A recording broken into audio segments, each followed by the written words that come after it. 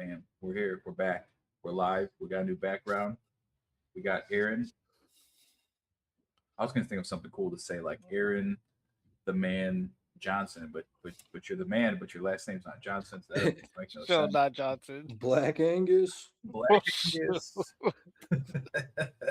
Oh my goodness, Yeah. you guys are too much. It's crazy because at first we were like, "Hey, what should we call the podcast?" And Aaron was like, "Never mind, I can't say that. I'm not going to say it. It starts with a B, and then it has another B, and then there's a C in there." And I was like, "We can't call it the BBC podcast, bro. We're the Faith, Money, Mental Health podcast, right? We can't even do segments on it." And what are you going to do? We do. It's live. We just started it that way. Jesus, I apologize. But no, we're back. We're back. It's been a few weeks. We're excited. We're going off the top of our domes like we normally do. And I was just thinking, I just met with my brother-in-law yesterday. He's engaged now. He's looking at getting married in July. And he kind of came to me to start learning just some finance basics. See where he was at. He was at a place to where he was already putting money, in the market at times. He's not currently, but he said he was. And what we got down to essentially was the very basics. And what he had never seen was the pyramid that shows protection as your foundation. As insurance, you see insurance is kind of the foundation almost of the U.S. economy. In a sense, insurance is a huge industry. And showing him how that can protect while they're building, right? As he starts looking at how to pay off certain debt, how to get to that 3 to 6 month savings, and then getting back kind of to that investment category. Start putting money in categories where he can build for him. And this was a conversation that you care about everyone you sit down with, but especially the people closest to you, you want to have those conversations with. You want them to be well informed because in the last 3 weeks, I think that we didn't film an episode, which shame on us, by the way. I've seen about 3 GoFundMe's for someone that passed away. One was older, like in his 60s or so, but the other 2 were like in their 30s and 40s, right? And I just saw today, I'm not a big NASCAR fan. My father-in-law is, that the Kyle Busch guy. Kyle just passed away. Right? Yep. Lord Just up and passed away, or what happened? I think he was in the hospital with something, right? Heard he went into the hospital sick. Bro, that's pretty scary. I mean, honestly, I was sick last week, hospitalized, straight. I don't know. It's probably like a Thursday morning, and I went to the restroom. I'm sitting, and I just had this nasty feeling, this unearthly feeling, go over my like upper body up to my head. And I just remember praying right there, like, God help me, because I didn't know what this thing was. And then next thing you know it, I wake up on the floor on my face. The good thing is I woke up, right? So I mean, like, that could have been just a situation of here today, gone tomorrow. I woke up, went to go get checked out, ended up being hospitalized for a little bit just to make sure everything was good. Because of the way I passed out and dealing with the flu that preceded that, it was uh not a good situation. So I thank God I'm here, but the same token, it's like, who didn't wake up to you know today or even that day for that matter. Yeah, that was scary. Because I remember it was like a few days you went off the what's the word I'm looking for? Off the reservation. We were actually gonna film that night, and then or like we were just gonna meet. We weren't gonna film. I'm sorry. We were just gonna go with the flow kind of thing. And Mark and I jumped on, and we were just kind of staring at each other for a while. And then Yeah. Mark does that, like, we know he was saved, right? He used to get around the rainbow land pretty often. So Mark occasionally likes to try and make eye contact with me over Zoom, and I turn my camera off because he makes it real weird. And Brian's trying to deflect because he was in the Navy. It's true. I was in the Navy.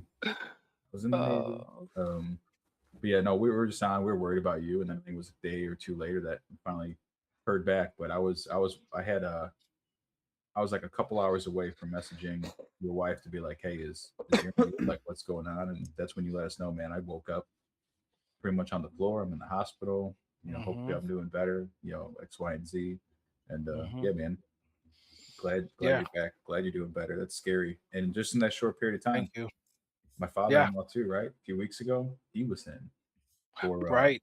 um his body went in the septic shock, and we found out like at his age and all that. I think they said it was like 70% of the time it's fatal. So like I appreciate you guys and the other Audrey and Marcus who've been on the podcast, but in the group that I messaged to be like, hey, can we kind of get some prayer going on, right? And I know other people are praying for him, and you know the stuff's powerful there, and he pulled through, and he's doing great. He recovered very quickly after it, very quickly.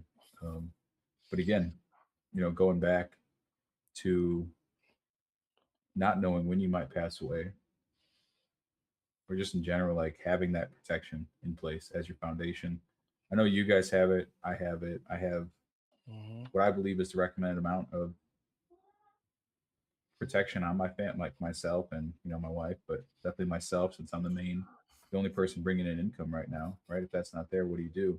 But the bigger Mm-hmm. picture is, man, when we were talking, it was like, hey, he's ready to jump into getting a house. And when you look at the whole, before you even get a house or this and that, you should have your debt under control. Get your debt under control. Do you have that 6 months worth of expenses saved up? So in case of emergency, you get another pandemic, you lose a job, someone gets sick, that's there, right? We talked about again the protection with the living benefits, right? So if certain things happen, man, that can kick in. So the conversation was like, when you're ready to get a house and you have the debt paid off, you have the 6 months worth of savings, and you have some protection in place that can also cover you when you're sick, you're going to be in a pretty good spot, you know, Right. for the most part. And a lot of people don't. A lot of people don't. And again, that's when we see the GoFundMe's everywhere. So I'm glad we got that time to talk. We talked for probably like an hour or so. I gave him some books. We're gonna get together later and like deep dive into things a little bit more. He was even like, "Hey, can I just come over and we can do a barbecue or something?" And we'll go over. He was like taking notes the whole time. That's the kind of stuff you like That's to right. see, Yep. right?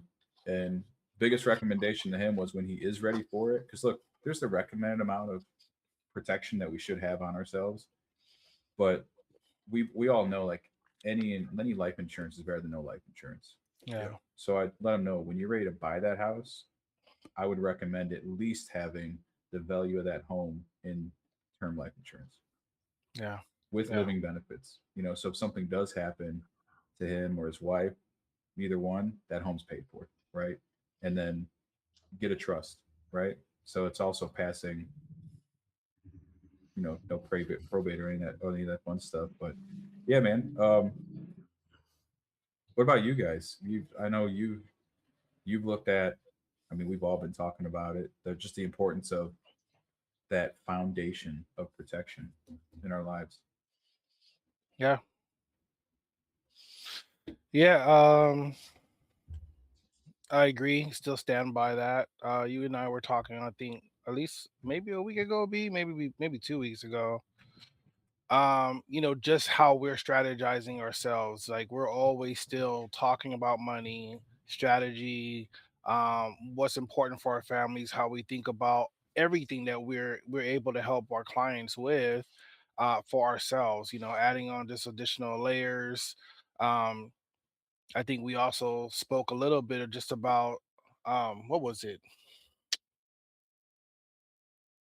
We talked about investments. We talked about like how kind of a healthy savings.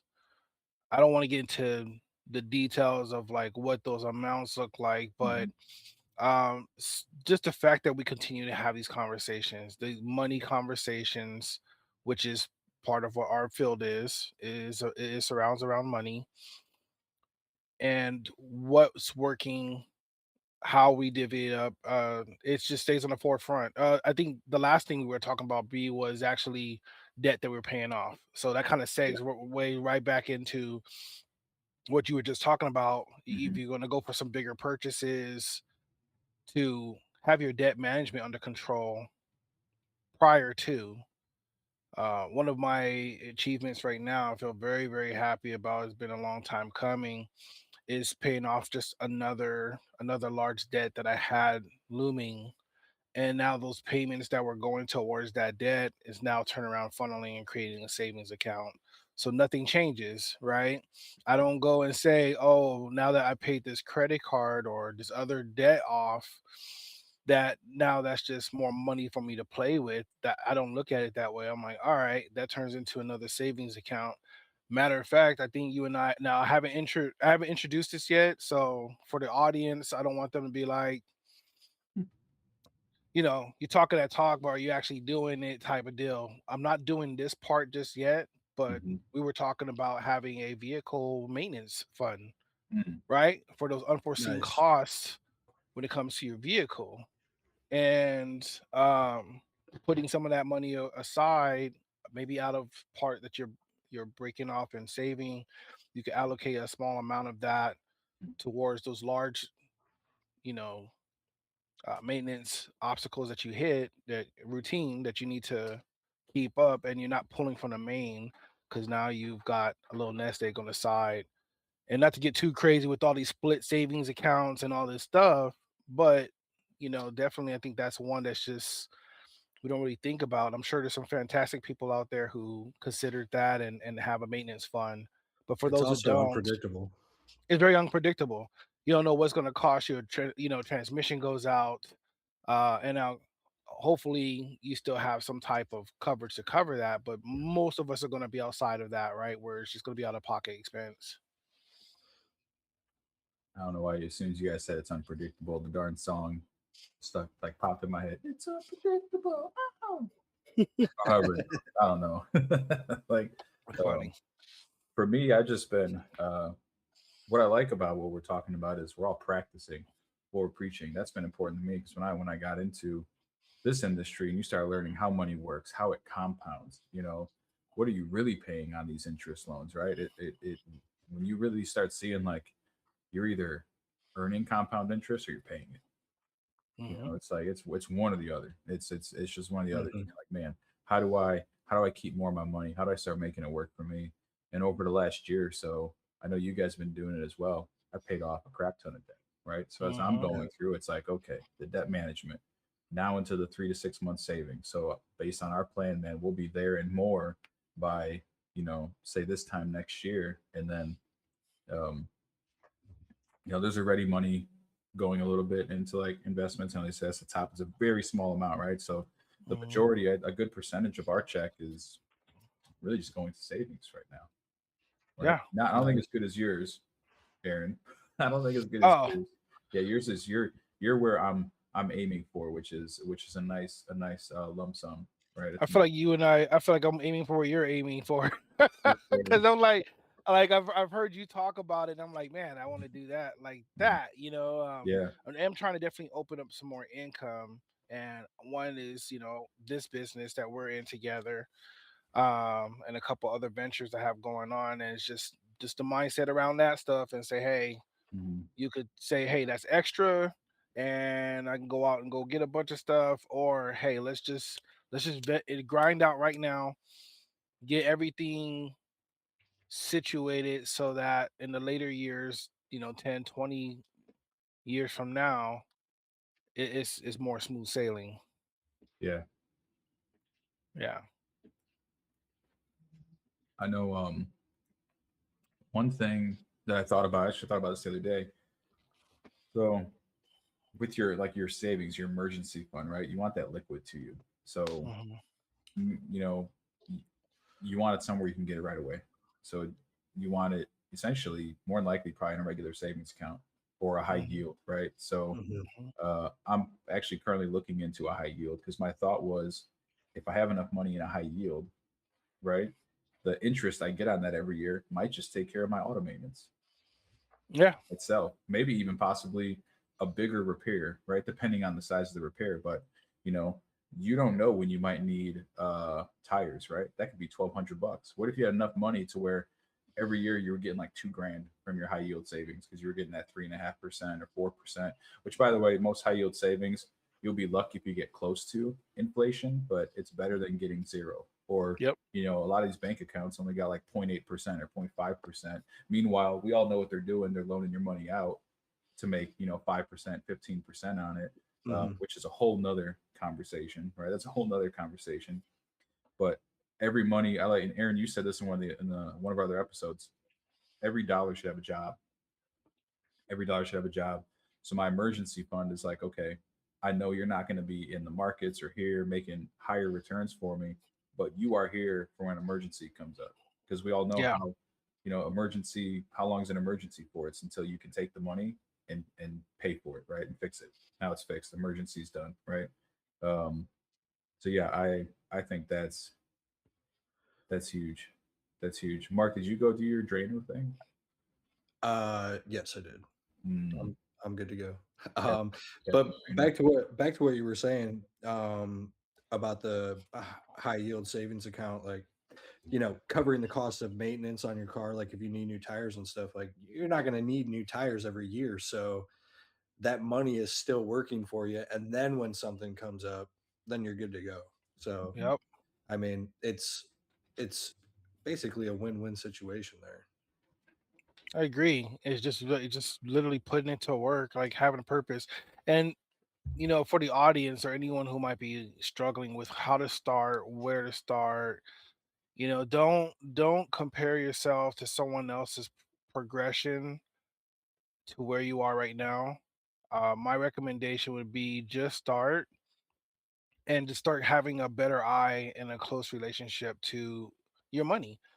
You know what comes in, Mhm. so I would definitely, that usually doesn't change too much unless you have like a whole lot of overtime. And if you do that or do have a lot of overtime, don't bank off the highest number. Bank off of the lowest possibly you bring in, so that way everything else is extra. Yeah. And then just watch where you're spending. Like I've been dialing that left and right, probably for that past 2 weeks or so, being Mark.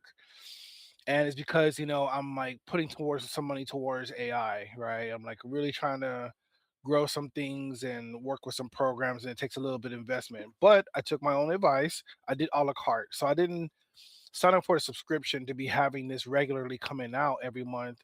A la carte, pay for 1 month. It may be more expensive that way, but I think it saves you in the long run if you don't end up using it as much as you thought you were, and just have that reoccurring $30 coming out Mhm. every month. Hmm. And you look a year later and you already spent $360 on subscriptions that just went nowhere for you because you didn't use it as much as you thought you were. So I definitely recommend a la carte because unless you try it out for 30 days and decide if you want to pay for this on an annual basis to save yourself some money, or if you want to just keep it going reoccurring monthly. And that's what I'm doing right now, is kind of leveraging the same money back and forth, what works over here, what doesn't work, and just moving them rather than just putting more money towards it when I have my bigger goals in mind. Mm. To piggyback off of what Aaron said, with starting out, just start small. If you're trying to figure out your finances, start with a budget. See, like Aaron said, see where your money's going. Hmm. I mean, we were all in that position. We all started with small things. I started with a budget. I know Brian started with a budget. He started seeing what money he had. That's when he started looking into his insurance needs and stuff like that. Um, and obviously you were just talking about how you were doing that, Aaron. um Hmm. but yeah, start small, and then you figure, once you start out with a budget, then you figure out what your next need is. Oh, I've got all this debt that I need to pay down. Then you can start coming up with a plan of action to tackle that, starting with your high interest debt, Hmm. and then moving forward from there. And obviously you're always going to want to have an emergency fund, so I would definitely recommend building that before you start tackling any, throwing all your extra money towards debt and stuff like that. But Hmm. yeah, I mean, it just takes small steps, and it just snowballs. I agree 100%. Yeah, I mean, if you don't mind me piggybacking a little bit more off of you, just for something that they can kind of like take out a pen and paper. Like this is how like simple I want to try and make it. Like take out a pen and paper, whether you break it down how often you get paid or you want to look at it from a monthly standpoint. Put in what that net amount is, not gross. We work with net when you're at home. Everything else you qualify for goes off of gross. But you take your net home, write down everything that you pay for, and then categorize them to what is just mandatory. Like, for example, mandatory is your lights, mandatory is your, I mean, I shouldn't have to say it like this, but if you never budgeted before, I have to share it to you this way. So your hard bills that is reoccurring every month to keep the lights on, to keep everything functioning, and then set up showcase what is your soft bills, stuff that expires, stuff you don't need, stuff that's just for fun, and just get an idea of what that looks like on paper, how much you're spending. Go take, I don't know, hour, 2 hours, depending on how many credit cards and bank accounts you have things coming out of.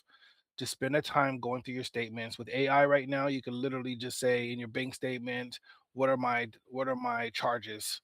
And it'll show you recurring charges month to month, what it is. Some of the banks have gotten fancy enough to tell you what's upcoming without the need of a different type of app. But I hope that just adding that little bit part to what Mark was saying was something tangible that you could do, like pen and paper. You make it basic, make it simple. You could try all these fancy apps.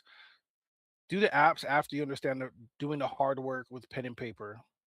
Write it down somewhere, log in, Hmm. do the hard work, be familiar, then start progressing to the apps that help your life better. Yeah, and that just goes back to, starting small. You Hmm. can get fancy with it once you have a basic understanding of what you're doing and what your plan is. And my favorite way to budget is just like Aaron said. I get a pad out, a notebook out. I write everything down. I've got my phone sitting next to me. I literally go through my banking app and see all of the stuff that I'm spending money on. I write everything down by hand, and I mean, I'm old school, so I love doing it that way. I'm not really a fan of all of the like fancy apps that do all this crazy stuff because I think it muddies the waters, especially if you're just starting out. But that's not to say that you can't use that because I also do that as well. But I start with the basic writing everything out myself. Hmm. It just helps so much in my opinion. So yeah. I agree. Thanks for sharing that, Mark, because I just feel like that's what people.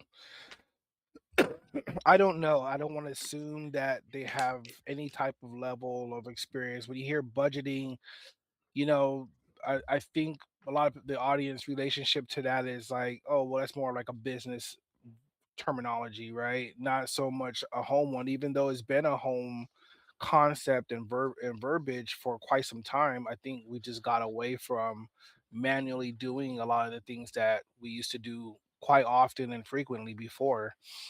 And who's that? Who's that, Mark? That's my dog Ziggy. Ziggy, he's like, I want some screen time too. I think they got to go outside, but they can wait a minute.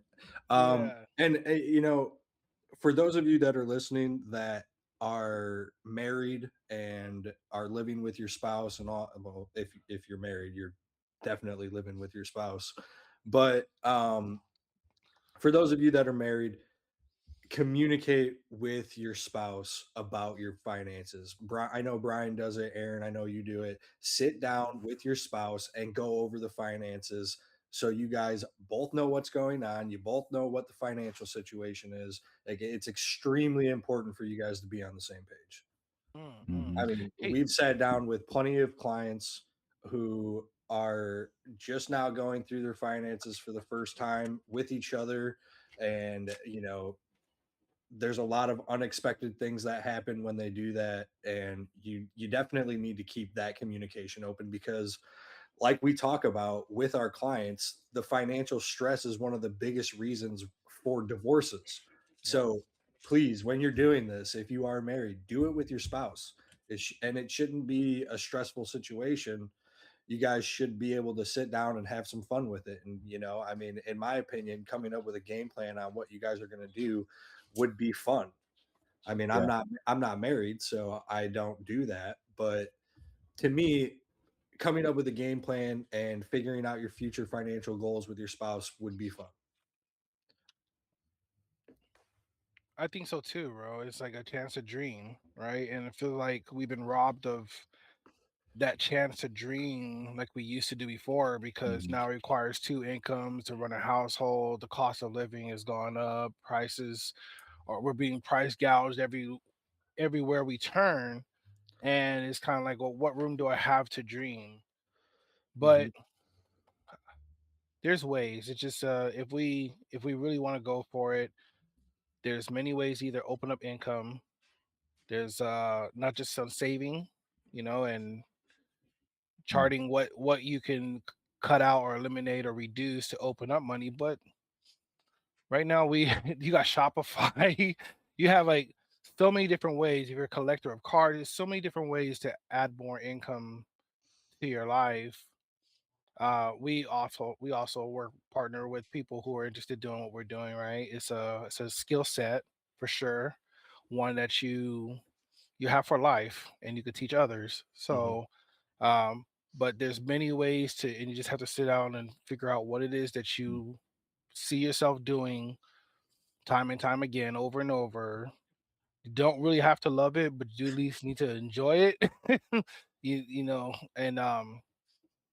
And do it so you can make some more money, and then you can start to dream a little bit more because now your back is not against the wall with your commitments being just as high as or matching with what you're bringing in. Mm. I love that. One thing I throw out there, and one thing I've been saying a lot lately is get yourself to the point where you're making more money. I don't care if it's $1 an hour, right? $2 an hour, whatever it is. Don't spend it. Like get in the habit of making like earn more money for yourself. Don't spend more money, right? Until you get to that point where you are really well financial. And even then, look at it. You should be wanting to have a surplus every month. So many Americans live paycheck to paycheck, like Mhm. insane. Well, I don't remember what the percentage is. I don't know if it's like 70 or 80 or whatever it is, but a high number of Americans are living paycheck to paycheck. And I know it's not here; it's everywhere. Um, start making more money if you can. I know it's not. I get it. I get it. Right. When races come up or whatever the case might be, or when you get that new job where you do finally get that promotion, and you're like, man, I'm making an extra 10 grand now. I Don't be got like, that. I got that money burning a hole in my pocket, I'm baby. about to go. Hey, now all of a sudden you go upgrade your car and you're spending $500 more a month on a payment, but your other car was perfectly fine. Like my wife and I were looking at stuff like that right now. Right, we don't have anything fancy. I have a little Kia Forte that's nice on gas. I will admit it is the top level trim, but at the same time, it's not like I went out and bought a $60,000-$70,000 Audi. Do I want a $67,000 Audi? Yeah, I just, right. But Mhm. I have to Mhm. fight back on that. It's like, would I rather have the car with that is essentially paid off? Like my wife has a GMC Terrain. Um, it's a vehicle's paid off, right? And it's nice. It's well low miles, all that. I always have the urge because I love cars. I want something nice. I want something new. I want something shiny. So I'm constantly having to kind of like not I'm gonna say fight that urge, but learn from like past me that would just buy it and be Mhm. like, hey, you know what? I make $600 a week or whatever it is. I can afford that payment. Next thing you know, it's a gas guzzler, right? You haven't accounted for the maintenance. But also I get the feeling of wanting to be flashy, but if you had the chance, especially if you have no savings, you have nothing going on for retirement, and you could be plus 1,000 every month by making a smarter choice for, like, say, a car payment. Uh, get something that's 300, 400 a month. I know cars are expensive. You can still find a car payment on a brand new car that's $300, $400 a month. It's still coming with a warranty and all that if you're willing to sacrifice a little bit now so you can have more later, right? I personally love having or getting to the point where we're at now to where there is surplus every month, right? We have money going into savings. I know that if my wife or my daughter need clothes or whatever, yep, go get it, right? But it wasn't always like that. Like I've done the struggle. I've got to the point to where, especially when I was really sick, we were down to like our last month worth of savings, right? It was like, man, if things don't start turning around, um, we might be those people requesting like forbearance or whatever the case might be. We didn't have, the type of protections that we have now in place that would have been great then. So, not just saying it because I own it, but I'm also like, we're speaking from experience or like, things I've seen in my own life where I'm like, that would have been really helpful to have. If you already are in debt and all those things, don't put your family in the position to where those burdens pass to them when you're not here. When I first, like Mark, after we sat down and we were with Marcus and, going back over a year ago or so, and I had some insurance in place, not tons, right?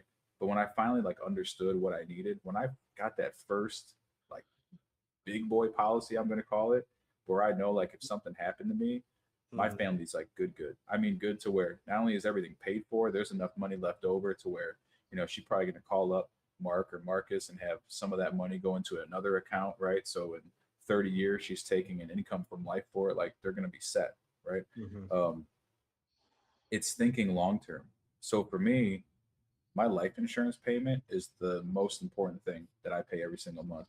Because when I first, like, I remember when I first owned that, walking outside the next day when the policy wasn't forced, I just had this feeling that if anything happened to me that day, my family was good. Now, granted, I don't want anything to happen to me, but there's something about knowing that, God forbid, something does happen to you, they're fine financially, right? They're probably going to miss you. My wife probably won't miss how much I annoy her, but she would probably miss me overall, just not me annoying her. She'd be like, well, at least he's not annoying me, but it is sad that he's not here anymore, right? Yeah. But that's all. And go ahead. Oh, sorry, I No, didn't you're mean to good. interrupt. No, you're good. I was just gonna add to what you were saying about going out and buying new cars when you get a raise and stuff like that. Like I just went through that situation. I bought a new car on Tuesday. My truck was hit and ended up being totaled out. So I really had to fight the urge to go out and buy another truck because I've had a truck my entire life. So I ended up getting a new car new to me. It's not a new car. I fought the urge. I was really responsible with it. I ended up cutting my car payment that I had on my truck by over half. That's awesome. And I ended up finding a great car, got a good deal, and it's something that is reliable, great on gas, obviously because the gas prices are out of control nowadays. And these are the choices that we have to make, and it's not always going to be the sexy choice, going out buying a brand new car. It is the top trim level, like Brian was talking about, but it's not something that broke the bank because I went out and I found something that was older and was going to fit my needs for right now. And if I want to go out and buy another truck, I mean, trucks are super expensive. I don't know if you guys have looked at those. Very expensive. New trucks are like $100,000. It's crazy, bro. Sorry. I was just gonna say, fight that urge. Don't break yourself over going out and getting a new car just because you got some extra money in your pocket. Look long term. Look towards the future. That's why it's important to have your financial goals in place, your budget in place, know what your finances are, because when you have that stuff in place, then you can make the right choices for your long term financial goals. Oh, I love it. You got a Jetta, right? I did. You got a Jetta. So top trim line, it's a Jetta. It's not all wheel drive like I think Audis usually are, but I think Audi makes Volkswagen, don't they? I think they own it. I would know. Yeah, I'm not sure. I'd have to look it up. I think they own it. Don't come at me. I know that Volkswagen's been around for a really long time. I'm pretty sure that they were making stuff in World War II. Let's see. Own.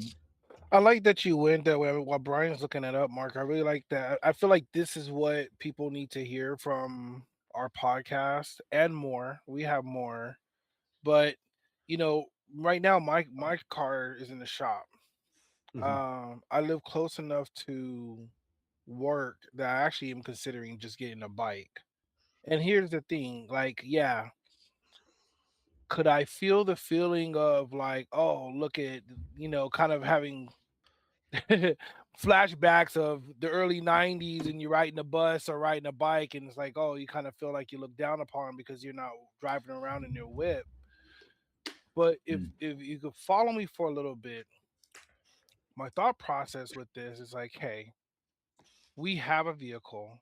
Mhm. I don't really need the second one right now. I mean, it's in the shop, so we're trying to decide what's going to happen with that. But I want to be able to work out more.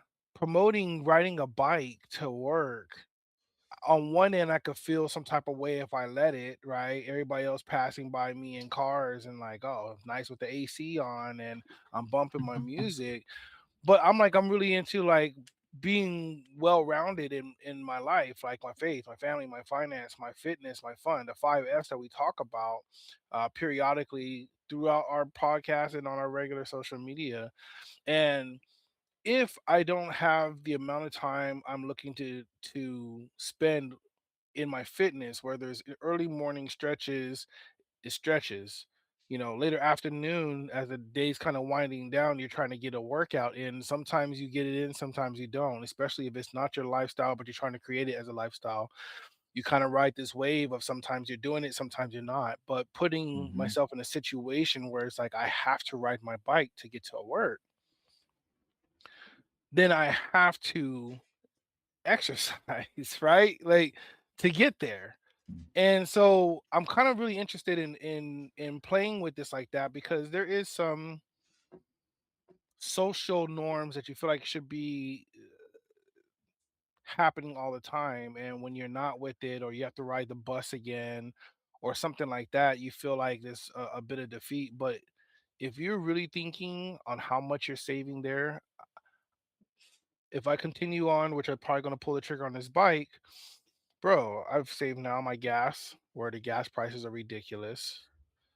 I'd save myself money on the maintenance, the Mhm. regular maintenance on my vehicle that is far outweighs the maintenance on a bicycle. So that's already twice to three times the money being saved there. Uh, You're also extending the life of your vehicle because you're not using it as much as well. 100%. There's some I'm You pretty I'm know, solid all I'm premium all there. for I'm all for riding a bike. If I could ride a Yeah. if I could ride a bike, well, I mean, I have a bike and I do ride it for the things that I can, um, you know, ride Mm. it to and stuff like that. Obviously, work and stuff like that, I'm not going to be able to. But yeah, I'm right there with you, Aaron. I have a bike that I ride pretty frequently when I can to do things. Mm. yeah. And it's There's just like there's And so many benefits to it. I it's had just it like not backwards there. caring. Uh-huh. Go What's ahead. I'm it? sorry. I was gonna say I had it backwards there. Volkswagen Group owns Audi, so Audi's their their Oh, luxury brand or whatever. That's probably why the interior on even the Jetta looks similar to, I feel like, how some of those Audi A4s look, or whatever the case might be, right? It's not exactly, but it's close enough, right? It's still a mhm. nice vehicle that you're not paying an arm and a leg for, and you still feel Hey good guys, when you're in we it. got we got our first guest. Oh yeah, oh yeah, we got our first guest. He says, "Woof woof woof woof Woof, woof. woof woof." And I was actually talking to my wife yesterday. Yeah, I think it was yesterday. Yeah, I was. Yeah, 'cause I had an appointment, so I drove my car to the appointment, and it's a little blue Kia Forte. It's the GT, right? And what was it? Because for the listeners, I had for the longest time I had a GTO. Had the big Flowmaster exhaust on it. You crank that thing up, and it'd be like blub, blub, blub, blub, blub, right. It was cool. It was V8. Sure, there's plenty of things faster, but it was cool. It was fun to drive. And I told her, I was like, I feel like, I used to make fun of like the foreign cars all the time. You never catch me in one, and now here I am driving a little Korean Kia Forte. I was like, I feel like Brian O'Connor from the Fast and the Furious. And she's like, what do you mean? I'm like, I said that line where it's like you live long enough to see yourself become the villain, kind of thing. I feel like he's driving the blue Skyline. I feel like that's essentially what happened now. And I'm like driving this little car that is good on gas. I'm over here like, I love gas mileage. This is amazing. It's got all the bells and whistles in it now. It's got AC seats, and I'm like, it's ridiculous. How do I get AC seats, heated seats? Yeah. All the other technology in there. I think when I bought the car, over a year ago. It was like 23 grand or something like that. And when I look at these higher end, like the Mercedes or the Audis or whatever, I'm sure there are certain things that where it is better, the all wheel drive or whatever the case might be. But at the end of the day, what you're really paying for is that name. Hmm. You're paying for the name. Your insurance is going to be higher. Your maintenance is going to be higher. You mentioned, Gas is going to be higher as well because they all take premium yeah, gas. Yep. yeah. And that stuff's crazy Mhm. right now. Sorry to interrupt you. No, you're good. In fact, well, I do put premium in my vehicle, so I guess I don't have that going for me. I don't have that going for me. But no, that's just what I was thinking about. And then when Aaron, when you were talking, like, hey, you go ride your bike to work, but it might free up money for other things. Like, yeah, could I go out there and spend X amount of money on a bigger vehicle or a nicer vehicle? You know, sure. But, working out, I'm also, getting back into shape, losing some weight Hmm. here, wanting to hit those weights and all that. I'd rather have extra money that I know I can go spend on some like protein powder or creatine Hmm. or, Hmm. whatever the case might be, because it costs to eat healthy, right? It does. My wife and I were looking at possibly hiring someone to maybe start coming out every couple weeks to, clean the house just to kind of free up some time. So we have more time together as a family, not cleaning the house. We can go out and do stuff. The house is already clean. So Hmm. when I think like, okay, now if I had a $80,000, $100,000 car, in the garage that you're paying $1,500 a month for, well, by having the $300, $400 payment, and I have all that extra money, I can use it to save more money, do things that make our life easier, spend more time. Know I got funds if we want to go take a weekend or a week trip somewhere.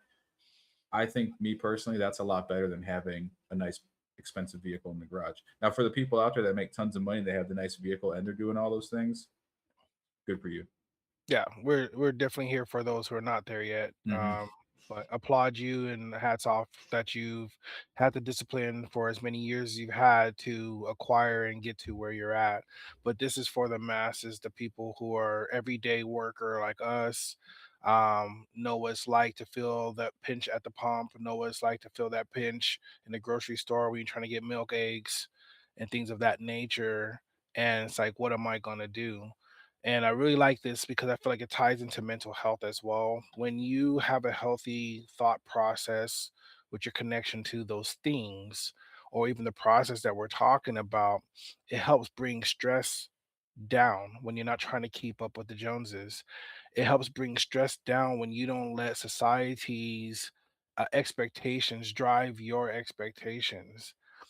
You start to have more clarity. You start to have less of your blood pressure coming all the way to here. Now, there's other factors that's going to play into that. If you have to commute, you have a hard Hmm. job, but you can at least reduce how much you're putting on yourself by literally your connection to those things.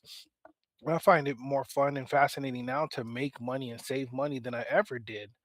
And I really have to attribute it to being in this business because I've had mentors in the past kind of trying to show you the ropes, tell you how to use your credit and do this and this and that. And I didn't listen at the time, but Hmm. it's like golden information for me right now. So being able to give back in a different way to our peers who might be struggling, whether you have family or whether you're single. Um, if you're single, I know a few single individuals whose car payment is like 700, 800, 9, almost a grand, a Hmm. month, and I'm like, "Bruh, you Man, know." that's my mortgage. Yeah, you got your relationship with that gonna have to, I mean, I get it if you Mm. can afford to have it and all That's so that, but much. it's just so much, and it's just really thinking about the now that it is about what the future holds, and I Mm. know it's not sexy to think about the future, but I think for me right now, it's quite sexy to think about the future, Mhm. especially when you feel like all the work you've been putting in, you can see the road, down the way and say, oh, Mm. yeah, I could see me hitting that goal fairly quickly. I wanted to share something with you, B, and Mark. It's just some simple math. I was doing this with my mom the other day. I thought it was kind of funny, where people feel like they have to have so much to start with. And I think this is where discipline comes in. Having a systems help, right? Auto pay or automatically have things where you don't have to, you could be a little more hands off. But I wanted to play with just a surplus of if you had $400 a month discretionary, month to month, right? And I can go a little bit lower because I just want to show the power of this without the compound effect that we're often telling you, like, you definitely want this, whether it's a high yield savings account or one of the strategies that we help you with. The point is to make sure your money is working for you. Mhm. But $400 a month, and I'm gonna, keep it simple. I'm gonna say times 12. So one whole year, you have just under 5 grand. Doesn't seem like a whole lot. But then let's say 5 years, that's $24,000. So just under 4 grand was actually 4,800. And in 5 years, you have $24,000 with no compound interest, just a straight up on just being diligent to be able to put $400 a month away. And if you did that in half, 200, that'd be $12,000 in 5 years. Not very sexy, but it's $12,000. When you start thinking about, like, hey, emergency funds, or a big one that they say is that, can you, if something happened with your vehicle right now, go out and buy another vehicle, cash money? Can you do that? For a majority of us, including myself right now, I'm not at that point. I have to say no, right? Am I working towards it? Absolutely. But I'm not far from hitting some of these goals that I've set out for myself. But that's 24 grand. So let's play a little bit. Let's play a little bit more sexier. Let's say you're able to put almost $1,000 a month away times 12. That's $9,600 in a year. Still not very sexy in a year, but it's like, hey, I have almost 10 G's I saved up. Times that by 5 years. That's $48,000 you have cash money without your money earning any interest, just you saving up on a straight up for 5 years. That could be almost 20% of a down payment on a home. That is definitely buying a vehicle straight out if you needed one. I just wanted to give the audience, like, look at these numbers. The numbers don't lie. It's math. It's just one of those things that just, the result's going to be the result. If you stick to the program, Mhm. that's what you'll end up with. And that is not without any type of interest or compounding effect happening for you. There's To many people who know this, but many who don't. to add to the numbers that Aaron just threw out there too, what happens if you lose your job? You know, what if you lose your job for and you can't, you're not employed for 3 to 6 months? Those are that savings right there. That's covering you. Hmm. And it was very low amounts, like $400, right? Yeah, The 50,000 or 48,000 was being able to save about $800 a month. I Yeah. didn't even touch if someone could put a discretionary 1,000 away, right, or yeah. 1,500 away. I didn't even touch that. I just said, this is the power of you doing this over a year, and this is the power of what it looks like in 5 years. That's it. It's strong because like we're learning this stuff later in life, right? I wish I knew it when I was younger. And but knowing what we know now, how do we not set up like our families properly, right? So like my daughter, I know you said 400 a month, right? Hmm. She's a little over one now, right? I'm putting $250 a month into an IUL. Now, right now I know online there's gonna be like several people that hear me say IUL, and they're gonna be like, it's a scam, it's the worst thing I've ever seen. Um, it's Quite it's frankly. structured. Yeah, it's structured very well. I built it, essentially myself. Um, and that thing's gonna cook, right? It's the cost of insurance is low because she's young. And the other thing too is, yeah, it is life insurance. It is a life insurance product. The other part of that too that most people don't pay attention to is what if something happens to her as she gets older and she becomes uninsurable? That is always there. She is always going to have that. I'm paying into it. I'm never once, as she gets older, going to be like, hey, you need to contribute to this or anything like that. By the time she's 20, I'm going to start throwing 500 a month in it. And for any other kid, I have them do the same because I know right now, six figures doesn't go as far as it used to, right? Hmm. And by the time she retires, it's going to take even more. So like that thing. By the time she starts pulling from it, I'm funding it until she's 49. And Hmm. obviously things can change based on what the market does or this and that, and what it gets credited. But based on the lower percentages of of the caps and whatnot, she's looking at having roughly 2.8 million by the time she's 61. And that's not funding it after 49. Like, you stop funding it at Mhm. 49, and it Mhm. just keeps going and going and going. And it showed her pulling an income stream of $238,000 for her life. Mhm. And I Without got to running out of pull that money. up, man. I got to pull Yeah. that thing up because it's not. If you think about how much money she's going to be pulling compared to how much is in there, it's insane. Yeah. And And go ahead. I'm sorry. no, no, you're good. I'm going to pull it up while you're talking. Yeah, she's gonna be pulling this year after year. Here's the thing is like I think people trip about how much they have at one time versus how much that they will pull. It's like, do you want to have $1 million in the bank, or do you want to be able to pull $200,000 for the rest of your life? And I made it too close right there because maybe I should have said $100,000 for the rest of your life, where it Mhm. looks like $1 million will be the favorable thing.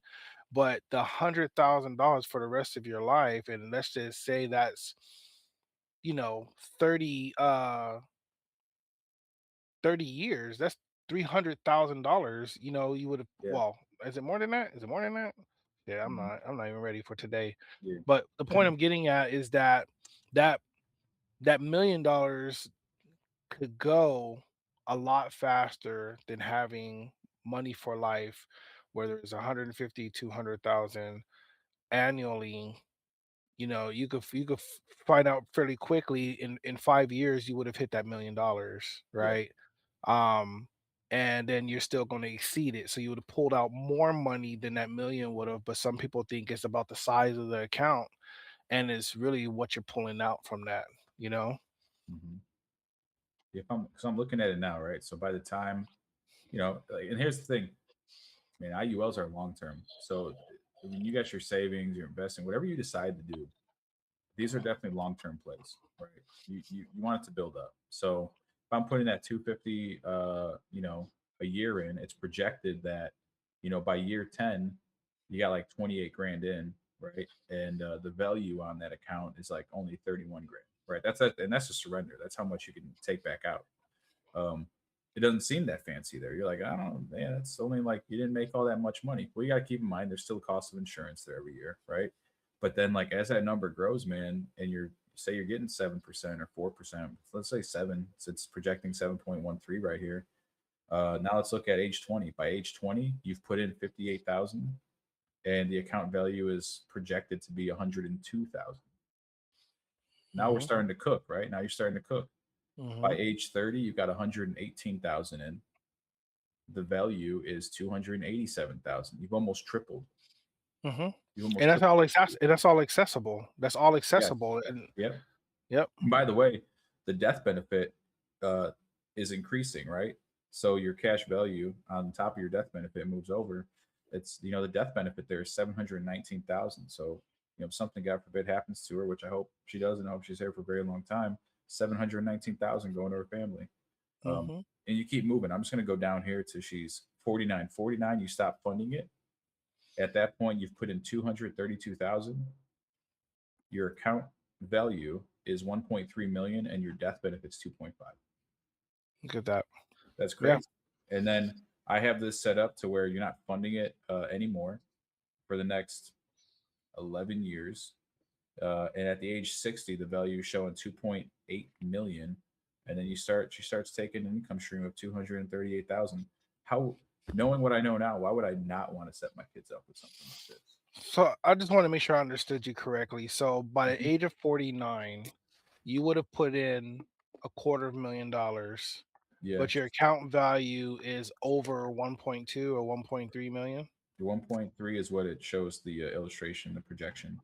All right, based on a 7% growth, right? Year after year, or 7.31 or something like that, right? Yep. I'm just looking at like the unequal exchange. Like I really think you don't have to be smart to understand this, but you definitely have to have some type of common sense. Mm. If you putting in, let's just say it was a million, that means for 25% of your effort, you gain 75%, right? Would that be fair assessment to say? proximity wise, from how much was put into that account versus how much was there. And I cut off like two to 300K. I Yeah, just you went took like straight for a you took million. like 300K off. Yeah, it's probably a Yeah. lot. It's a lot more than that. It's like, hey, and you're not even taking money from here, right? So Yeah. actually, if you look at when you start pulling, that it's still you only put in 232,000, and now when you're getting ready to take an income stream, your account value is 2.8 million, right? And Hmm. your death benefits 3.8 million. So I Like, have a question. yeah, I'm sorry, I didn't mean to interrupt. I just want to paint this for those who just may be listening to us and not watching. So, how many years will it take to get that 250,000 that you put in pulling out? How many years? Is it 1 year, 2 more years, 3 more years to get what you've put in back out? I don't think I understood what you said. Okay, so you funded this thing over so many years that it equates to about 250,000, right? Total Mhm. investment by the time you stop funding it. Yeah. When your daughter goes to take it out, how much is she taking out annually, and how many years would it make up how much she put in or how much you put in all the years prior, which would be the total amount of Oh, 250K? she'll make it in the first year because we put in 232, and in the first year she's going to take out 238. Okay, so she's about off by like what, 12, 14,000 from how much was put in over all that time? Am No, I no, no. or She's over. So you only put in 232. She's taking okay. out 238 in the first year. So she's actually taking out 6 grand more than I ever put into it in the first year. Okay, and how many years did you did it take you putting all that money in for you to stop funding it at 49? How many years was that? Was that 20 years or 30 years of I whatever? funded it for 49 years.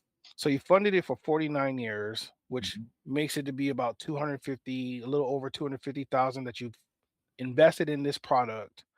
When she goes to retire and she's pulling out her first year, she already takes out what was put in over all those years. So you made your money back, essentially, is Mhm. what I'm asking. Yeah, yeah, in the first And year. then it's all profits year after year, just keep coming out. Boom, Yeah. boom. My initial investment got back first year. Second year, now I'm taking out more than I put in. Third year, like it's adding, right? I'm just taking out for the rest of my life 230 something thousand, right? Do I got that right? Yeah. Yep. Okay. And then how many years does that go to for her? Like, is Man. that to 120, 110, So 190? this How this was old? actually a fun thing, right? We Mhm. drew it. We drew that amount of money out the way I set it up, and you could do it differently. But I decided to stop at 90. Okay. Now, by the So way, mhm, sorry, real quick. So at 90, you've put in I only ever put in 232,000, right? And mhm. it's projected by age 90, she would have withdrawn or loaned $7.1 million to herself. So Exactly. 232,000 turns into 7.1 million. Now here's the fun part. She could keep drawing, she could keep drawing, or you turn it off, right? Say you decide to stop pulling from it for whatever reason, and there's the loan amount, right? So your money's still participating. There's still $16.7 million here participating, right? Getting its gains every year. Now, yeah, obviously there's a loan there you're paying back, but if you let this thing cook, right? Um, by age say 100 or 110, which obviously would probably be around that long. Then again, medicine could get a lot better. But say age Mhm. 100 or even age 91, there's still $1 million to pass on to her family. Or age 100, $2 million. So yeah, these are flexible, right? But to the point is, um, I think you were trying to make is if I gave you $232,000, or if you gave me 232,000, I gave you 7.1 million, you'd probably be like, that's a pretty damn good deal. Oh, 100%. And that's exactly where I was going with that. She funded if it stopped at 90, that means she took a 230 plus $1,000 annual distribution for 41 years. Mhm. Because remember, you stopped funding it at 49. Now, granted, maybe it's less than 41 because she might not start actually pulling it out till the age of 65, 67, right? So it has some time to cook there where you're not funding it, just pure interest growing on top of interest, which I love that part about the math, right? So even if we were to take 90 and say, hey, let's take away 65, she had 25 years of $230,000 annually coming to her, which was well more than the 250,000 that was put in to even get it to that point, Yeah. to grow it to that point. And I think I wanted to ask you the questions because I don't think people get to ask these questions, and I really think that they're super confused on the concept of why isn't everyone doing this? We're trying to help everybody. Yeah. Believe that. Those who do know, they're already doing it. Mhm. So you're late to the party, but you're never too late unless you just never start, Yeah. right? And You might It's not be making that kind of money because you're older now, then that's the issue there. So why it's important to take advantage yeah. when you're younger and healthier than to wait until you're 50 and say, all right, I want to start thinking about retirement. Yeah. Well, it's a well kept secret. That's why no one's doing it. Hmm. Or not no one, but that's why everybody isn't doing it. Yeah. Hmm. I think what annoys me, I'm going to say annoys me, but it just fires me up inside right now is what we all know that obviously, just like any industry, there's like, just like advisors, there's good and bad advisors, good and bad insurance agents, there's good and bad car salesmen, there's good and bad cops, right? Um, Hmm. you know, for those of you out there, you should know how they work, right? Because if you do ever want one, you want to understand how it's going to work for you. I've had a poorly designed one sold to me before I was even in the industry, so I've been on the other side of it, right? Um, but they're good products. You just need a good person putting it together, right? You need a good Hmm. person putting it together. If for the listeners here, if any of you go on like TikTok or these social media platforms, you type in, an index universal life, you're going to see people talking good about it. You're going to see people talking bad about it. And unfortunately, just like everything in today's society, you have to kind of get through the weeds to kind of get your own information on it. And what we've all seen a lot is there's people on these lives or they're out there and they put like IUL exposure, IUL's a scam, cash value insurance is a scam. It's one of, when you use it properly, it's a great financial tool. Most of those people, most of those people that you will see on those lives talking about how it's a scam can't even sell it. Hmm. So be aware of that. Yeah. And they try to understand how to they try to understand how to explain it when they don't even know how to build it. And that's the crazy thing for me too. It's like that they go to this parts. I mean, I don't really call any of the products, whether it's ones we sell or not, a bad product. I believe is to each their own. If you have a higher risk tolerance and you love being in a variable market, there are products out there for you for that. If you are a person that's like, nope, I don't like gambling. I like which there's some level, obviously, but they want to have minimal um, um, Risk. risk, thank you, and more of a guarantee, then there's products for you for that, right? So don't get it twisted. And I think the part that really kind of gets under my skin to be with this is just that they make it sound like it's complex than it really is. And it is something that requires more thinking. But let's say, for example, my natural like occupation is computer aided drafting design, right? Architectural blueprint system designs. At surface level, you're like, wow, dude, you're an architect. You could draw that stuff. Oh man, you automatically build up this complexity to the work. Probably no different than like if you listen to someone who's a master mechanic and you're talking to them and you just can't believe that they understand every component of the vehicle, and you're just like, oh, it just must be so complex. It is Mhm. complex to the point where if you don't know anything about it, it's complex. Excuse me. But if you're able to find relativity, or actually take the time to start to understand it, the complexity starts to minimize. I like to use this example, then I'll yield the floor. Back in the day when people would pigeonhole positions, right?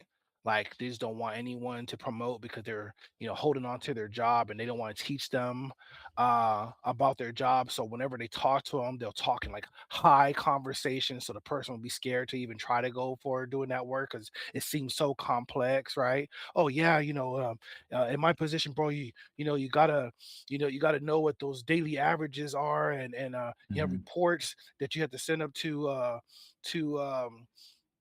corporate office, and then we have our profits and losses statements. And if they would explain to you what that was, it's like simple, right? Like they made it sound big so that you wouldn't even try.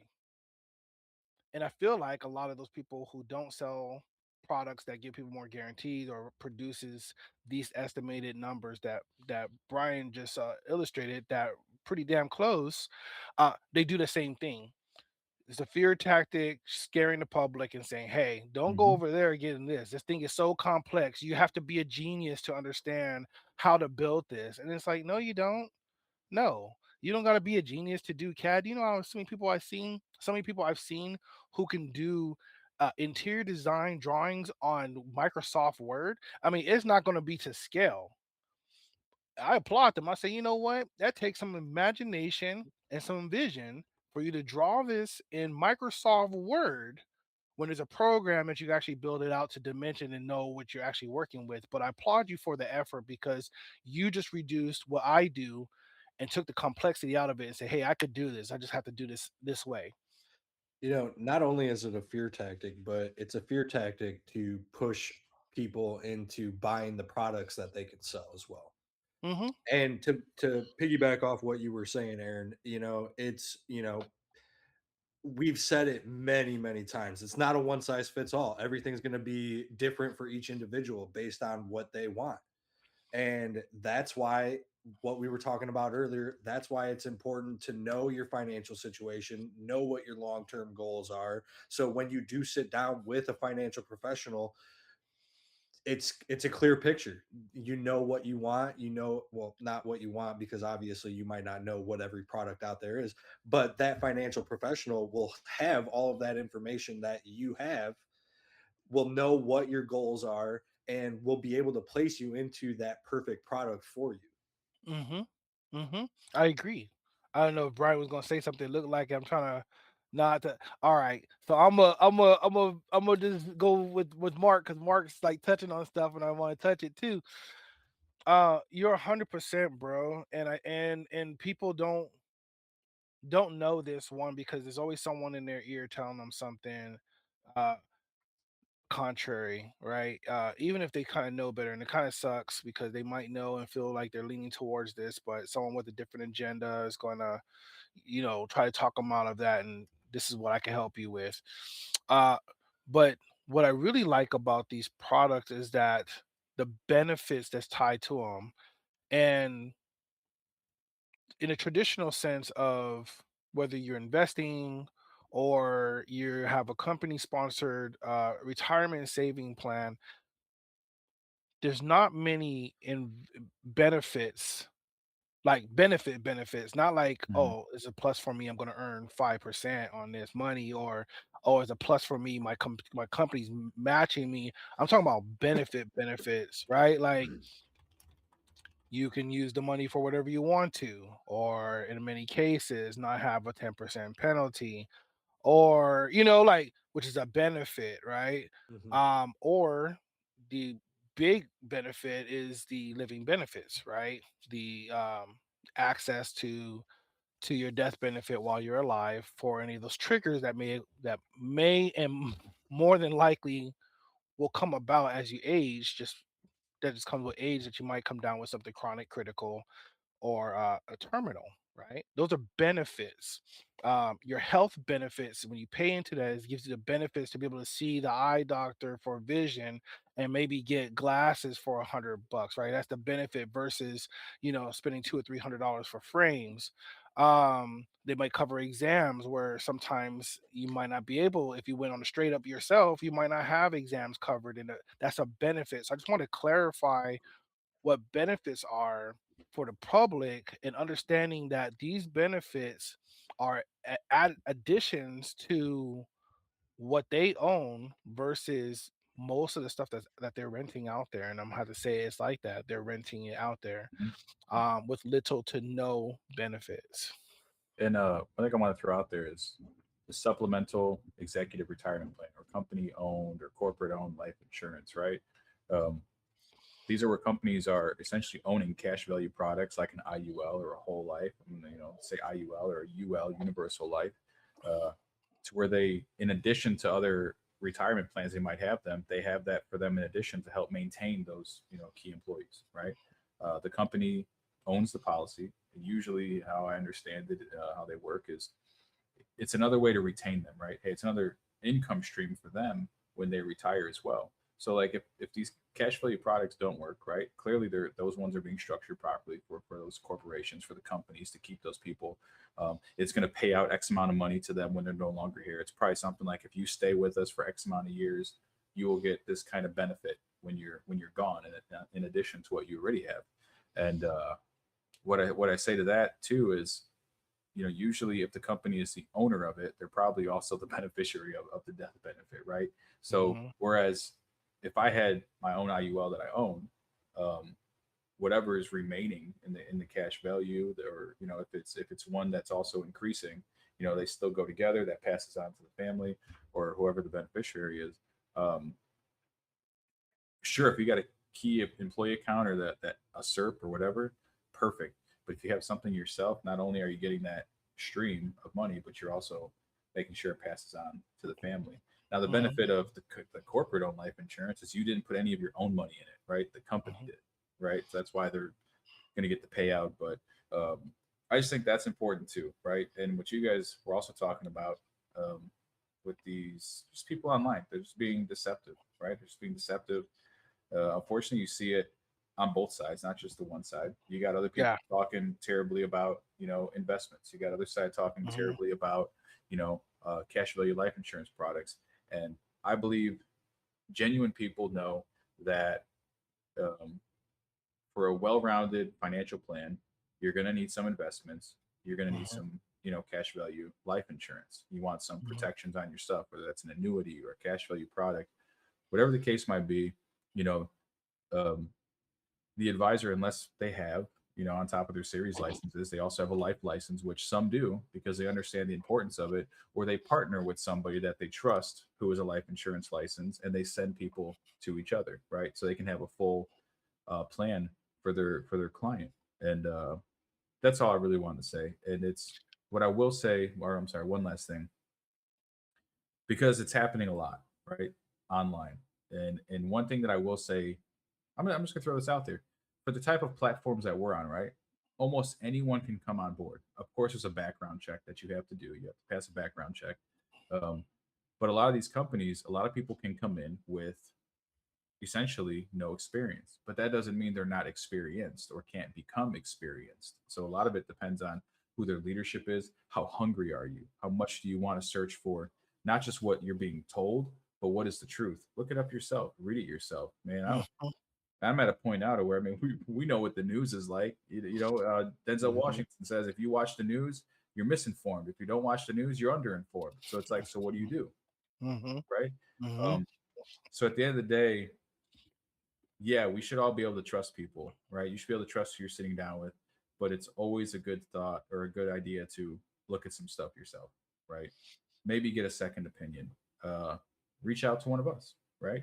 Um, if I have someone that wants to do an investment, I'm going to send them over to a couple buddies of mine that I trust, right? Just like they're going to send people over to me for cash value stuff. So I guess what I'm trying to say is, for the people out there doing like the IUL exposed stuff or the cash value exposed stuff, and then for the people on the insurance side, making it seem like every investment's gonna implode like every year's 2008. Like, stop that shit, right? Hmm.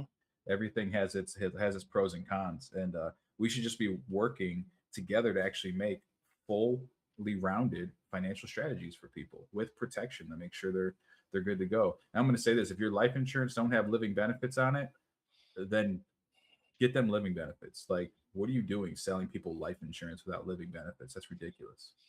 I like that you went there, and I feel like that's there may be more than we really understand and meets the eye on why faith, money, mental health is put together. But the fact that that olive branch is out there is like, hey guys, those of you who are in the industry along with us, you know what time it is. Let's help people have a chance. Like honestly, the way I look at it, it's us against those who keep trying to take our money. And you know who they is. You know what I'm saying? So would you rather retire on 30% of your money or 70% of your money? And it all weighs on what you do right now. Work with us or people like us in our space who can help you get more of 70% of your money when you retire, or don't do anything at all and retire on 30%. And that's totally up to you. But I really feel like it's us against them. And I always like asking the question, who is they? Right? Like who is they? Mhm. You know, they say this and that, they keep taking our who is they? You know, like I don't know, it's just a little joke, like who the heck is they? But really that's why I feel like when we're in this business is to give people a fighting chance. Like Yeah. stop stop getting gouged at the pump and at the grocery store, and then when you go to retire, gouged again. Like that's ridiculous.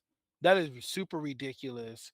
Hmm. And honestly, I wouldn't know any better until I got into this business, until it was Mm. exposed, showing what's happening, why the mission of what we do is so important. You Hmm. know, why we're here. Like we're doing a podcast, you guys. We're doing a podcast. I'm not like reducing a podcast. I think could be very influential and it could reach a lot of people. But we're doing a podcast to help you. We could just be focused on our business like a lot of people who already are and not even give you these nuggets or not even tell you what's going on, and then send out olive Hmm. branches to people who don't sell what we sell or sell what we don't sell, to say, hey, let's team up and let's take care of people so Hmm. we can actually turn a better name and image to this industry than's been riding all over these Yeah. years. No one likes a dried up, washed up car salesman coming up to them talking about, you want to come buy some insurance? But no, nobody wants to. But if I tell you, bro, if you don't make these changes right now, you will be retiring off of 30% of your income. How do you feel about that? You could either put your head in the sand like a lot of people do and just be like, well, it ain't happening until it happens. Or you could be like forward thinking, like, oh, now I understand what projection looks like. Oh, now I Hmm. understand what forward thinking looks like. Let me do something right now. If you're willing to help me, bro, please help me. Hmm. Yes, Yeah. we here. We got you. It, Hey man, if you're not willing to if you're not willing to take a look at what you're doing financially to not have to retire on that 30% of your income like Aaron's talking about, I'll wave to you and say hello when you greet me when I walk through the door at Walmart. That's all right. And that's a real thing. Don't get mad. and Don't get mad. I mean, it's just that's you what know, it is. I'm Ready gonna to say plan. this, and I got my Bible here, right? Let's Um, go. Let's go. so I've actually been, I don't know why I was looking at this, and I'm like, at some point, I feel like this is gonna come up, and I'm gonna have to talk about this in the podcast. And I just didn't know when that time was gonna come. And when you mentioned, man, you're talking about money, people going through their tactics, right? And whether they're, I'm going to say the misinformed or underinformed again, or you're just straight up being deceitful to pad your own pockets. It's happening in such large amounts, or I want to say large amounts. It's happening so often on the one side, bashing cash value products, that I almost want to say, um, you know, they're they're clearly focused on the money, right? They got to be focused on the money because they're not being honest with you. They're being deceitful. Are there bad cash value products that have been out there? Absolutely. Are there bad advisors that have put money in products that people have lost tons of money? Absolutely. Right. So um what I'm thinking, what came to my mind here was, why would somebody want to be deceitful? And it made me think of, they must have love for their money, right? They must have love. They must have love for the money.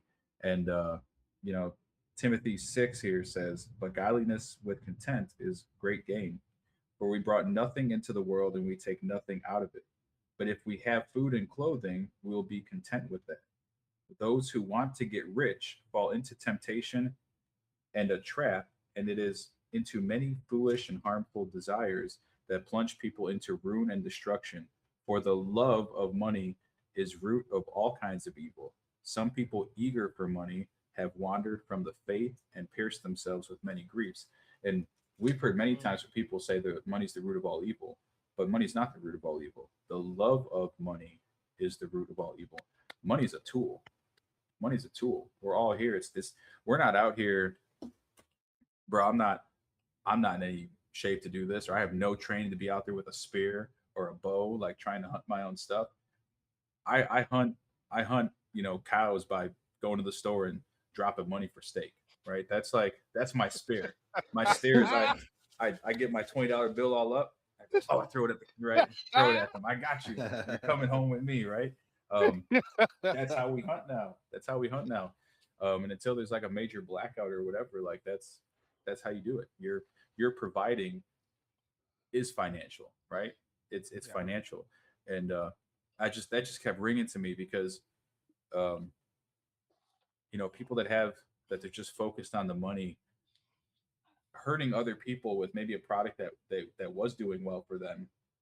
They might point out certain things to make you believe that maybe it's not doing something that it was, and get you to maybe cancel something, lose out on money, right? Take a surrender charge when it was actually doing just fine, and funnel it into a product that they're offering, so they can start getting that reoccurring. Um, what's the word I'm looking for? The fee they usually charge every year that compounds, whether it's 0.5%, 1%, 2%, whatever. So I just wanted to say that was ringing out to me, and I was like, man, I think this is the time. I don't know why. Just when we started the podcast, I opened it up and I went to it, and I was like, I just feel like this is going to come up at some point. I just wanted to have it ready. I just love the way you tied it into faith right there. B Mark, were you going to say something? No, not at all. Oh, okay. I love how you tied into faith and opened the scripture. So you said Second Timothy, right? 6. Yeah, six Yeah, 6:10 is where they talk about for the love of money, but I went back to I a loved it few and because read the whole some thing. people just pull out excerpts, but the fact that you read what was before that Hmm. part, which was it all went together before until the last part you read, as a single piece. The way I looked at it, and I love that because it really shapes our mindset around. And I'm gonna tell you, we're probably not gonna be favorable to a lot of people who are like, go get that money, Hmm. Hmm. Um, but honestly, I believe that even if it doesn't appear at first, those who are being good stewards, with the information, with their own money, living by example, and then genuinely out here to help other individuals find that impact and success in their own lives the way it looks for them, Hmm. it will eventually pay off. And it might not look like it. They say nice guys finish last, and it's nothing about being nice in what we're doing, but we could be hungry like that, right? Hmm. You know, to I guess summarize and just add a little point to the end of what you were saying just now. It's an integrity standpoint, right? We stand by that. If this is not putting you in a better position, if this is not offering you something better than what you already have, we Hmm. do absolutely nothing. I can't say every company out there holds that as their flag because everybody wants to make money. That's why they got into the business. But I feel like that's not everybody. Just like you started with, hey, you got good mechanics, bad mechanics. You got good bankers, bad bankers. You got people at your job who are lazy, who keep cashing the check, doing the bare minimum, if nothing at all. And you got those rising stars in there who continue to do everything. And yet, guess what?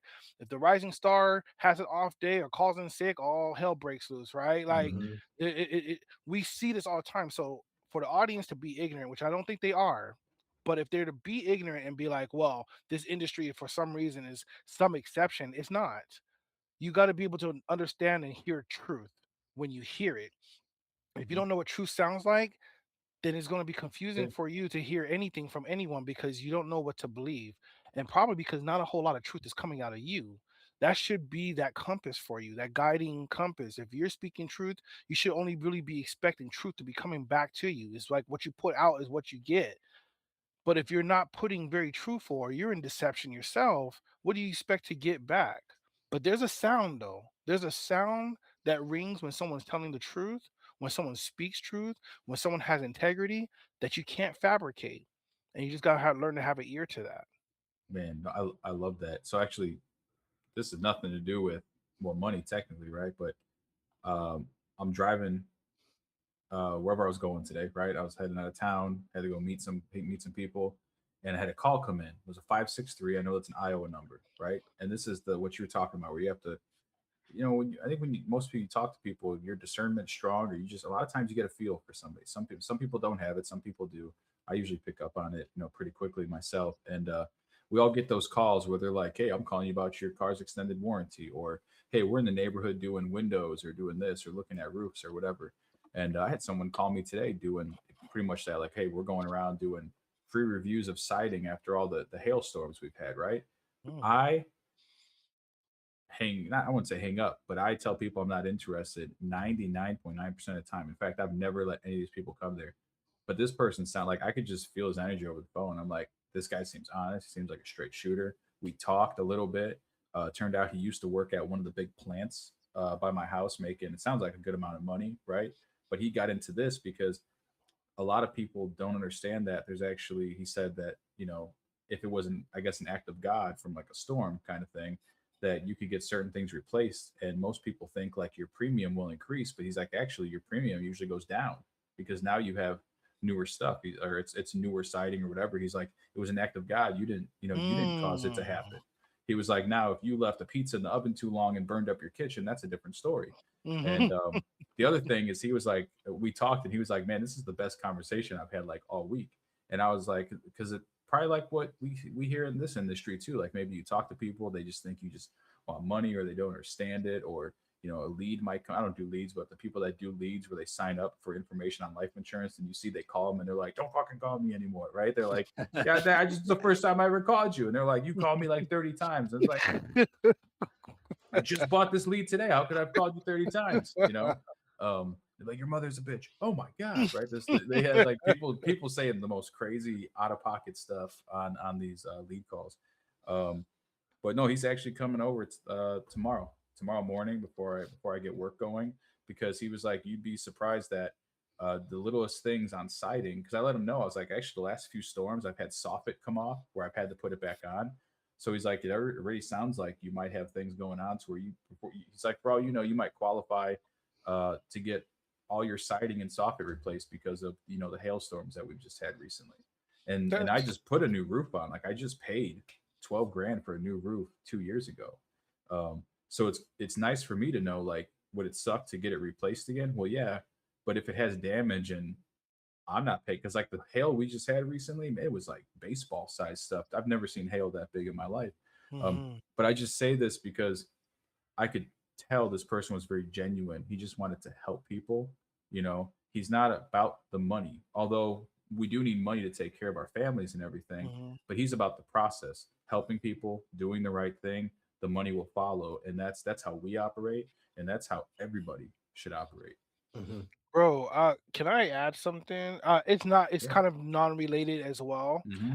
It's just kind of on the notion of what that gentleman told you that people don't know. Hmm. So I used to work for a power company on the East Coast. It's the largest one, Duke Energy, right? It's one of the largest power companies out there. And being a project manager, dealing with light poles and testing them and bringing power service to individuals who need it, whether it's we're going aerial or we go burial, we had a territory that we managed.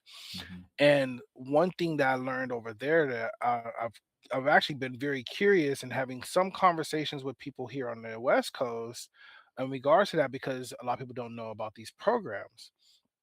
But in North Carolina, in this particular program was based on the size of the pump, the water pump, which they call it water pumps over there. We call them like AC units out here, right? But it's still the AC based on the size of that allows a certain amount of credits for work to be done. Like, let's say you had an aerial cable coming from the transformer to the top of your house, and depending on how that's set up, you just don't like it. It's ugly, it's an eyesore. Every time you drive the vehicle through, it hangs low. You worry about it snatching off. There could be you could qualify for a certain amount of credits that could have the power company come out there and bury that cable and Mm. go underground, for example, and no out of pocket money for the owner. It's a credit based on the size of, I wanted to say the size of their home, but it's not really the size of their home. It's the size of that pump that that pumps that home. Wow. And so aside from like sub panel service that we would do for we would first thing we would look at is if there are any credits available for them to save them any money. So, and you're talking about the power company. Now, this is, our experience is like, you guys are nickel and diming us. You charge us too much for power, right? Blah, blah. But you're not aware of these programs that are on their websites for homeowners Yeah. who could take advantage of some of these benefits that are not necessarily marketed out on TV as, hey, come and get a quote and see if we can bury your line, or you can have a non-payment for a service because whether it's stepping up your panel, your control panel, or whatever it is. I'm not saying that that's what they'll do is, hey, upsize your panel for free. What I'm simply saying is that you may have some credits that you qualify for that could reduce the cost of that for you if you would just contact your power company and see what programs that they're offering and what you qualify for. But I would have never known that if I didn't get into that space, and that was what I was doing on the East Coast for these residents that were part of my territory. Mm. So moral story is, I don't care where you live, if you're looking to do some power stuff, or you need to go take an aerial cable service coming into your property and go underground just to keep everything cool and no risk of anything hitting from the top, contact your power company and then see if they have any programs that you could qualify for. You have to be the owner though. That's like one of the things for sure. But see if you qualify for it, and they could probably do that work for you for free. Just a little FYI. No, that's smart. And the utility company thing too. I don't have this because I already had a smart thermostat. But there's a lot of times people are like, man, I want a smart thermostat, but it's like $200, $150. These utility companies, there's a lot of times they'll have promos to where sometimes they'll offer it discounted, sometimes they'll offer it free. It might be for different reasons. Sometimes they might want you to enroll in like a program. I think during peak hours they can, technically like Auto. turn your AC off or throttle it kind of thing. Mhm. Um, or just in general, usually if you have a smart thermostat, you're probably consuming energy at a different rate than someone with one of those old fashioned ones, right? Because you can change the range on it, and it helps them just as much as it helps you, right? Hmm. So Yeah, if it can yeah. help them during peak times not have as much usage, there's not as much demand. You're helping them save money too, right? So it's like it's a Mhm. win-win. So even if it's something like, man, I want to be bougie with a Nest thermostat, look up your before you go into Home Depot. Sorry, Home Depot. I know you guys give that 10% military discount, but like before you go in there, check your local company, right? They might Yeah. they might have one free, especially around the holidays, or like maybe you'll get a Nest for like $50. Man, those things could be like $200 brand new. Mhm.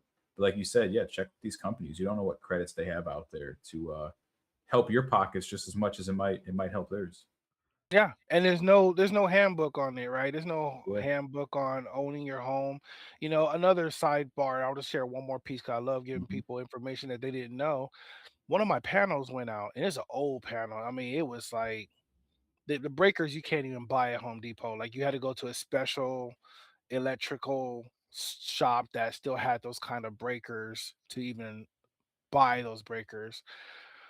But we had an issue where it wasn't the penetration through the roof wasn't sealed, so water was coming down the pipe and then landing on the breakers. Now, I know someone listening to this, they probably like, "Ooh, you guys were in risk of a fire." Sure were, but grace of God, we never had it. And I've actually turned off all the power and pulled the breakers out and watched water dump and drop down. Like it was a ridiculous amount of water in these panels. So here's what I've learned from that company: it is good to exercise your breakers once a year. Imagine all your breakers are on full tension, keeping power going. All you gotta do is once a year, let it release that tension, relax, and then go back to holding it again. That is actually part of a maintenance for your electrical panel Hmm, at your house that's good to that you know. should do once a year, just like draining your water heater, right? No one Wow. tells you to drain the water heater and let it fill back up with water, all that calcium that builds at the Mhm. bottom. There's no handbook for this stuff. So it's really each one reach one, teach one. But I just thought I'd share it 'cause I just thought that was I never heard the concept of exercising your breakers. And if you're not in electrical, you're not going to know it either. And there's no handbook like, here, congratulations, you bought your house. Here's everything you need to do at your house, including exercise your breaker. Hmm. So look it up, check it out, see if it's a thing. I believe it is a thing coming from an old school company, but it may not be as necessary with the modern breakers now. But to me, it sounds like, hey, if I'm doing this all year, I might want to put my arms down for a little Yeah, bit, yeah. and then go back to holding this all year for you, keep your service up. So I don't think it's a bad thing, even if it's not popularly known. There's tons I feel like we don't know, especially with home ownership. Like I live in a place with hard water, right? Very hard Mm, water. So I mean, it's well, I don't have to have a water softener, but it's either get a water softener or have all your appliances crap out, really, really early on because there's just tons of hard water in them. And I'm definitely guilty of not doing the hot water heater thing. And I think they say like at some point, if you've gone too many years without doing it, they're like, just let replace it it. go until it Yeah, dies, kind of thing. yeah. Um, but yeah, no, I you got me thinking, do I have to do that? But some companies you might get reminders like, oh, I use Colligan. I own the water softener, but every year they'll send me a postcard in the mail and they're like, hey, you're due for your service. I'll call them up. Hey, yeah, come out, check it, make sure it's still working Hmm. right. They make sure the water's still soft, all that kind of stuff. Same thing, HVAC, right? Have the HVAC guys come out, do their maintenance once a year, check in, make sure it's good. Uh, I'll tell you, the electrical panel, you got me feeling pretty good because whoever owned the house before me didn't properly label the the circuit breaker. So every time I got to Hmm. do electrical work because I haven't remapped it out yet, I got to turn off everything because I don't know what anyway. Like, this is the kitchen, Yeah. and I'll press the kitchen off, and then like the bedroom will go off. It'll be like, this is the living room. I'll turn it off. I'm in the basement. The whole basement goes dark, and I'm like, who labeled this? Like, They did. like They it's did, bro. bad, man. It's so bad. So, oh well. But real quick, 'cause I know we've been going for a hot minute here. Yeah, it's I been a wanted, long. It's a long one. yeah, it's a long Yeah. one. Hey, we'll get a lot of clips for social media. But before we close out here, I wanted to give Aaron. He's been working on some AI stuff. Oh. Our Salah Monroe. I want tell the listeners what she is, what she'll be doing for us, and kind of what her part of Three Path Financial and even FMM podcast, like what Oh, that looks first like. time it's been dropped. First time it Oh dropped. yeah, I was there's gonna ask earlier and I Wa- didn't do it. Way to ruin the grand opening, Brian. well, if you don't know, now you know. Now you know.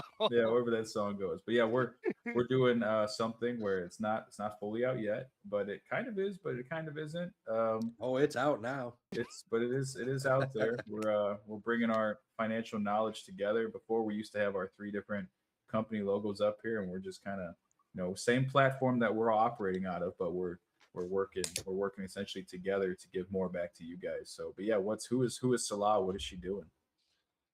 Well, uh, I'm excited to talk about Salah. I think she's super cool. I think it's a forward movement, not only in our business but just in general. Um, Super not new concept, but I think it would be new to a lot of the audience because unless you're in AI and messing around with this stuff, you kind of don't know, but you've seen it. You see it. So Salah is a virtual assistant brand ambassador for our company. She's a lifestyle coach and she's completely AI. But we figured, to leverage her to do a lot of the heavy lifting for us so we could focus more on sitting down with you guys.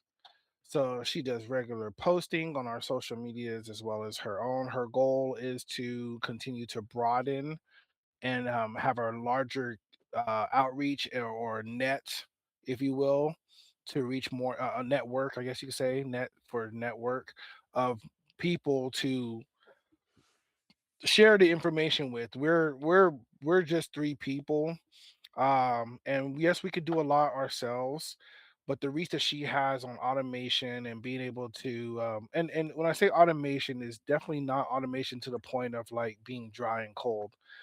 She literally has personality. I've been working on this for a little while.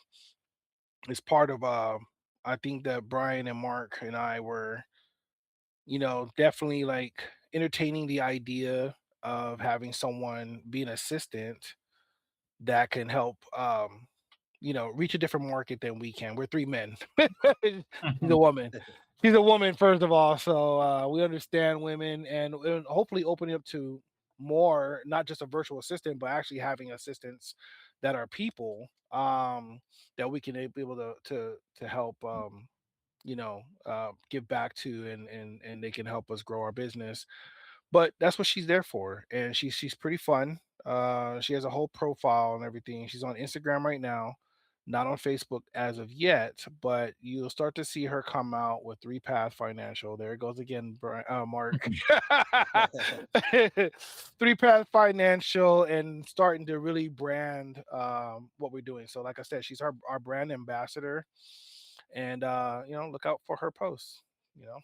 Yeah, man, that's cool. Yeah, there's going to be a lot of everything. I know a lot of stuff's moving to AI. People feel a certain way about it. We're all utilizing it in ways to where, as busy as we are, how can we continue to make sure, content's getting out there, whether it's like educational, just letting you know what's going on, and then also maybe you just don't want to look at our faces all the time. So get you a different face to look at. So um, we know AI is evolving. We don't know where this leads to. It's just something I think Aaron put together, and I thought it was a really cool idea. We all did, and just kind of see where it goes and where it evolves to. I mean, with the way AI is going, man, 10 years or 5 years from now, there could be legit real AI assistants that they just have that you're buying. Or I'll get one of those Tesla robots, start doing content with it.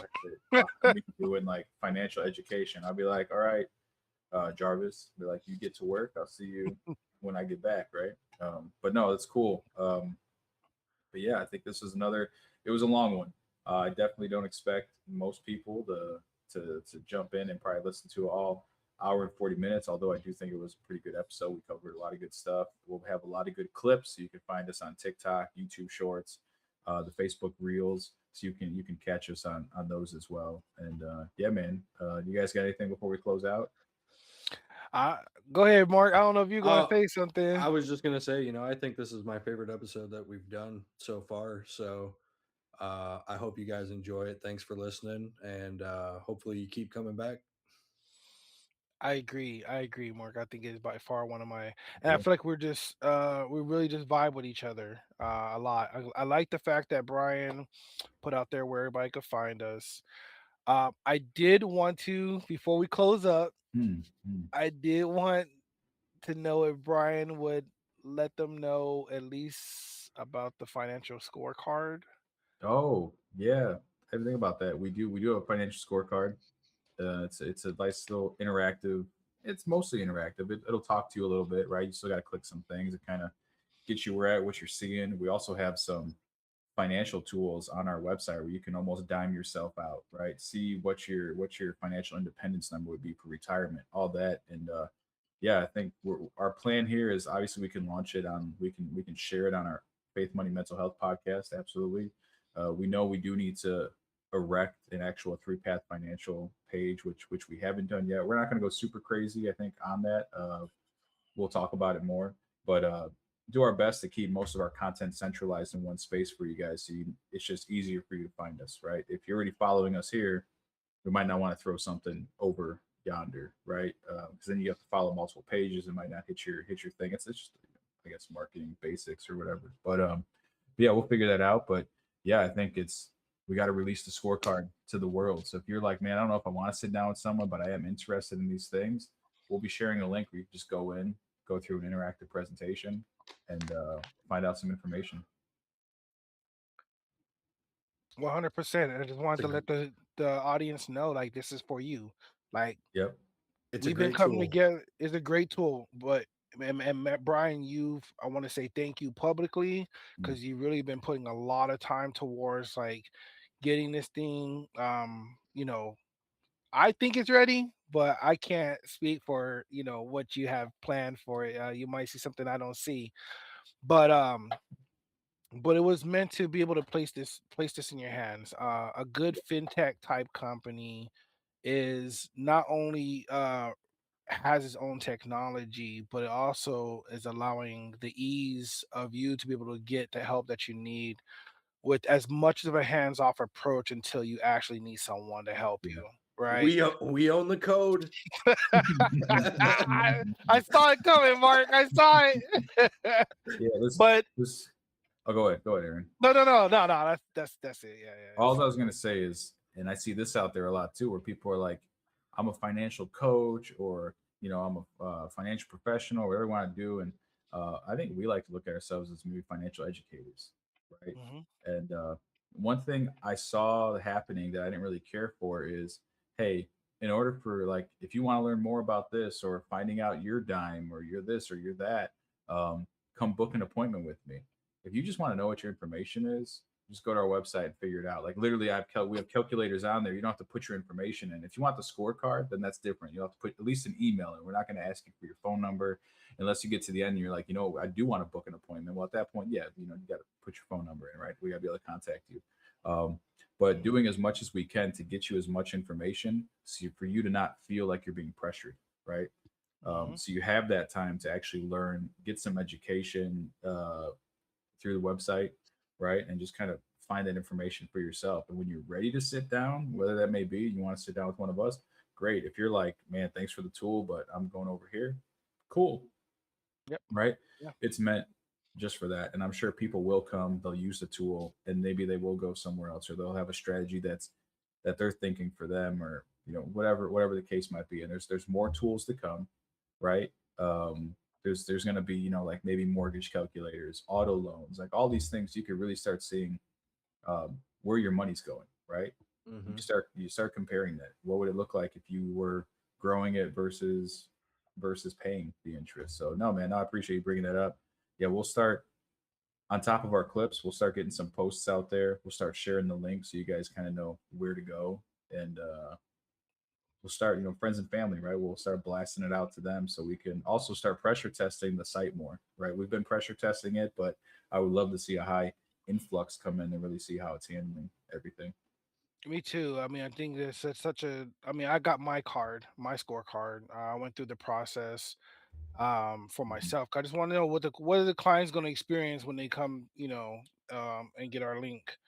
And so I liked it. There's still some areas there that I'm like, hey, I would like that to look a little bit better, but at least it's in a pictorial form that I can go home with.